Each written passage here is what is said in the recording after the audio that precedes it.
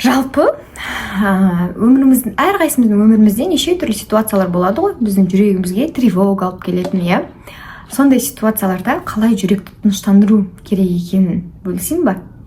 Менің өзім осы техниканы естіген кезде, мынау шын мәнінде күшті жүректерді емдейтін техника екен дедім.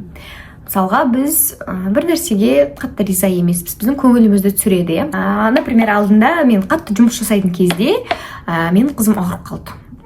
Мен сол кезде көңіл күйім түседі ғой енді, потому что менің бүкіл планымның бәрі минусқа кетеді, уже бүкіл фокусымды қызыма қоюым керек, үйден шықпау керек, а бала ауырған кезде бала мазасыз болып кетеді, иә. Вроде бы ситуация неприятная, да? И осы кезде енді осы ситуацияның 10 плюсын табу керек екен внутренне. Ол ситуацияда плюс болмау мүмкін емес. Көп адамдар ойлайды, проблемада плюс жоқ деп. Бірақ сол проблемада, даже ауруда да плюс бар. Потому что плюсы, мысалға, менің күйеуім негізі көбінесе жұмыста, ол стоматологтан кешке дейін. И кешке ғана всегда Риананы көретін. Но бірақ Риана ауырып қалған кезде күйеуім жұмысынан сұранып, біз 3 күн бойы бірге қарадық. Это же тоже плюс, біз бірге балаға азаннан кешке дейін көңіл бөліп жатырмыз, да?